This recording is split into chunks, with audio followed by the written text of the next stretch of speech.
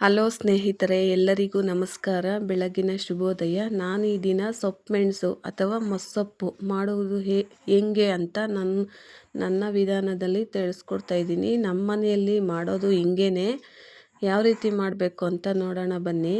First ಕುಕ್ಕರ್ಗೆ ನಾನು ಇಲ್ಲಿ 5 ಜನಕ್ಕಾಗುವಷ್ಟು ಸಾರು ಮಾಡ್ತಾಯಿದ್ದೀನಿ. ಅಲಸಂದೆ ಕಾಳು ಮತ್ತು ಆಮೇಲೆ ಅವರೆಬೇಳೆ ಕಾಳು ಒಂದು 2 ಹಿಡಿ ಆಗುವಷ್ಟು ತೊಳ್ಕೊಂಡು ಹಾಕಬೇಕು. ಅದು ಸ್ವಲ್ಪ ಕಾಯ್ತಾ ಇರಬೇಕು. ಕಾಯ್ತಾ ಇರುವಾಗ ಒಂದು ಮೀಡಿಯಮ್ ಸೈಜ್ದು ಒಂದು ಆಲೂಗಡ್ಡೆಯನ್ನು ಕೊಯ್ದುಬಿಟ್ಟು ಹಾಕಿದ್ರೆ ಸಾರು ಚೆನ್ನಾಗಿ ಟೇಸ್ಟ್ ಬರ್ತೈತೆ, ಸಾರು ಮಂದ ಬರ್ತೈತೆ ಅಂತ ಒಂದು ಆಲೂಗಡ್ಡೆ ಹಾಕೋದು. ಹಾಗೇ ಒಂದು ಕಟ್ಟು ಸೊಪ್ಪು, ದಂಟು ಸೊಪ್ಪು ಅಥವಾ ಅರಿವೆ ಸೊಪ್ಪು ಯಾವುದಾದ್ರೂ ಸೊಪ್ಪು ಹಾಕ್ಕೊಬೋದು. ನಾನಿಲ್ಲಿ ಅರಿವೆ ಸೊಪ್ಪು ಹಾಕ್ಕೊಂಡಿದ್ದೀನಿ. ಈ ಥರ ಬೇಯ್ತಾ ಇರಬೇಕಾದ್ರೆ ಒಂದು ಗಡ್ಡೆ ಬೆಳ್ಳುಳ್ಳಿಯನ್ನು ಸಿಪ್ಪೆ ತೆಗೆದುಬಿಟ್ಟು ಹಾಕಿದ್ದೀನಿ.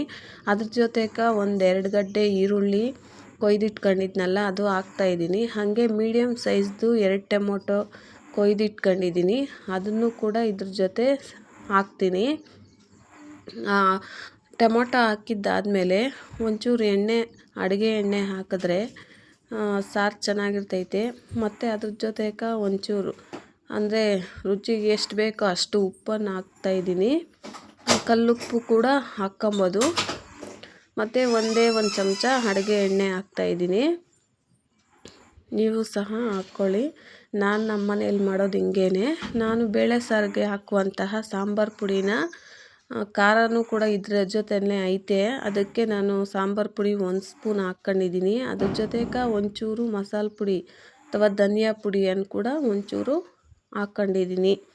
ಹಾಕ್ಬಿಟ್ಟು ಚೆನ್ನಾಗಿ ತಿರುಗಿಸ್ಕೊಟ್ಬಿಟ್ಟು ಒಂದು 3 ವಿಸಲ್ ಬರ್ಸಿದ್ರೆ ಸಾರು ಮಂದನೂ ಬರ್ತೈತೆ, ಚೆನ್ನಾಗಿರ್ತೈತೆ. ನೋಡಿ, ಹಿಂಗೆ ಚೆನ್ನಾಗಿ ಮಿಕ್ಸ್ ಮಾಡಿ ಕುಕ್ಕರ್ ಮುಚ್ಚಳ ಮುಚ್ಚಿ ಒಂದು 3 ವಿಸಲ್ಲು ಹೊಡೆಸ್ಕೋಬೇಕು. 3 ವಿಸಲ್ ಹೊಡೆಸಿದ್ದಾದಮೇಲೆ ಕ್ಯಾಪ್ ತೆಗೆದು ಸ್ವಲ್ಪ ಆರಿದ್ಮೇಲೆ ಕ್ಯಾಪ್ ತೆಗಿಬೇಕು. ತೆಗೆದ್ಮೇಲೆ ನೋಡಿ ಹಿಂಗಾಗಿರ್ತೈತೆ. ಆವಾಗ ಮಸಿಯೋ ಕೋಲಿಂದ ಮಸಿಬೋದು. ಅದೇ ಮಜ್ಜಿಗೆ ತಿರುಗ್ತೀವಲ್ಲ ಮಂತು, ಅದರಲ್ಲಾದರೂ ಮಸಿಬೋದು. ಇಲ್ಲ ಅಂತಂದರೆ ನಾನಿಲ್ಲಿ ಸೌಟಿನ ಸಹಾಯದಿಂದ ಈ ಥರ ತಿರುಗಿಸ್ತಾ ಇದ್ದೀನಿ. ಅದರಲ್ಲೇ ಸ್ವಲ್ಪ ಮಸ್ಕೊಂಡ್ರೆ ಆಯಿತು. ಇದನ್ನು ಮೊಸ್ಸೊಪ್ಪು ಅಂತಲೂ ಕರೀತಾರೆ.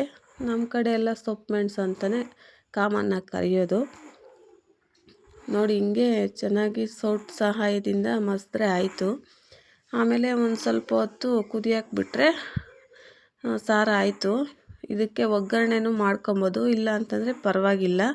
ಮುದ್ದೆ ಜೊತೆಗೆ ಸಾರು ಚೆನ್ನಾಗಿರ್ತೈತೆ. ಇದ್ರ ಜೊತೆಗೆ ಒಂಚೂರು ತುಪ್ಪ ಹಾಕ್ಕೊಂಡು ಒಂಚೂರು ಉಪ್ಪಿನಕಾಯಿ ಹಾಕ್ಕೊಂಡು ತಿಂತಾಯಿದ್ರೆ ತುಂಬಾ ಚೆನ್ನಾಗಿರ್ತೈತೆ.